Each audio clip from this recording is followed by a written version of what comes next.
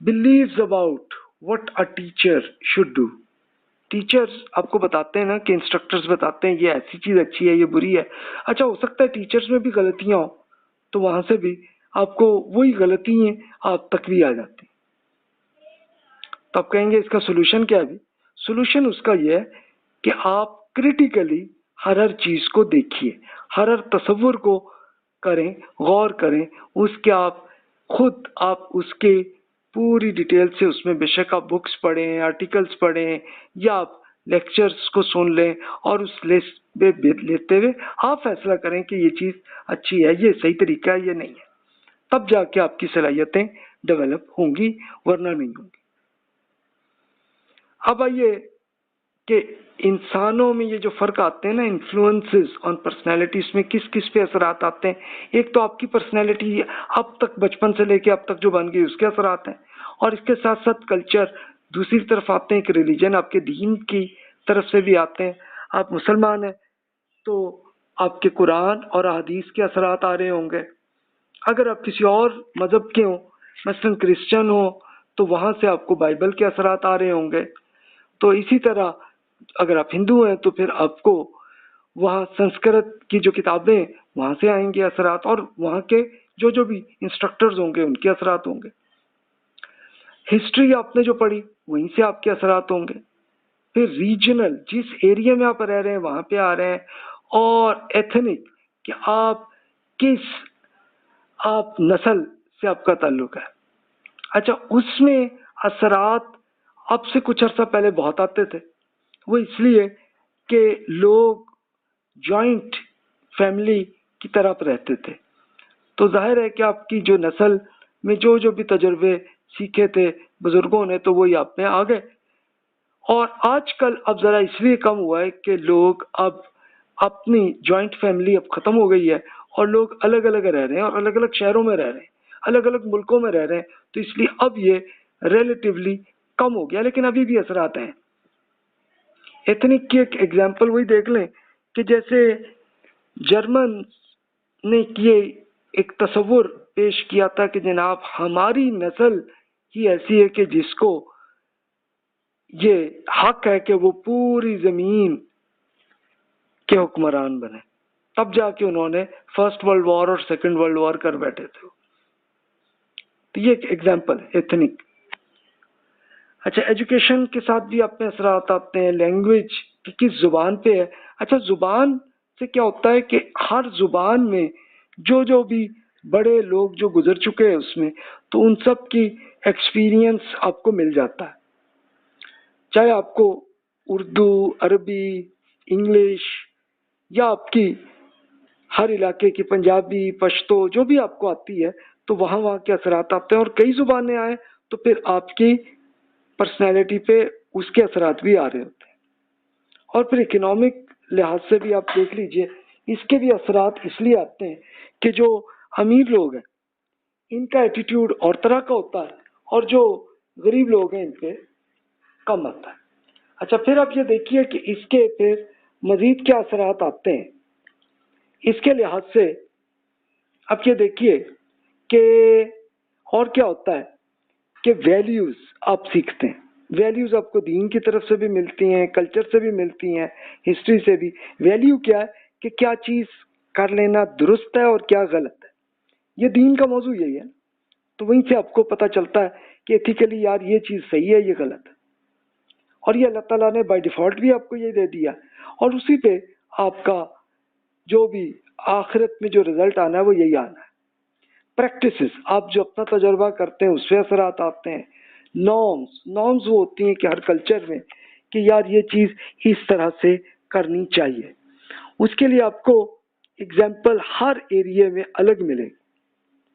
मिसाल के तौर पर आप ये देखिए, आज तो हम ग्लोबलाइजेशन में आ गए हैं ना, वरना इससे पहले के लोगों में आप देखें तो जैसे पंजाबी भाइयों का जो है वो एटीट्यूड कुछ और तरह की चीज और तरीके से करते थे, और पश्तो वाले भाइयों का कुछ और होता था, और जो दिल्ली वाले उर्दू स्पीकिंग है इनका और तरह का होता था.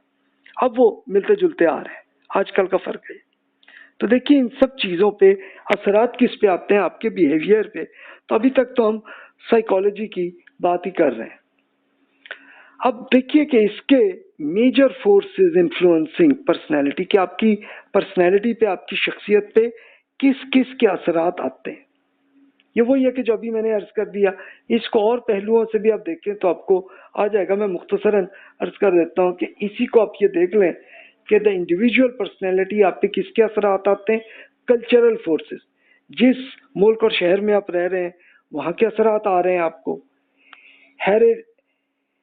हेरिडेटरी फोर्सेस, क्या आपको अपनी नस्ल के भी कुछ आ रहे होंगे असरात। अब आजकल कम हो गए लेकिन पिछली नस्ल में बहुत थे। अच्छा, फिर आगे देखिए फैमिली रिलेशनशिप फोर्सेस, अगर आपकी फैमिली कैसी रही है, पेरेंट्स, आपके अंकल आंटी, उनके असरात आपको आए होंगे। अब निस्बतन कम है लेकिन पहले तब ज्यादा थे जब वो जॉइंट फैमिली में रहते थे, तब ज्यादा असरात थे।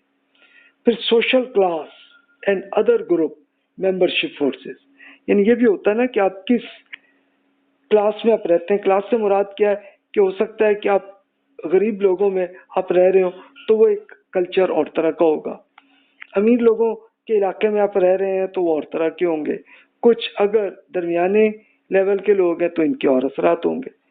या आप किसी पार्टी में रह रहे हैं तो इसके असरात हैं। और एक ग्रुप वो है कि जो आपकी खुद आपका जो फेसबुक में आपका जो ग्रुप बना हुआ है या आपका व्हाट्सएप में बना हुआ है, वहाँ के असरात भी आपको आ रहे हैं।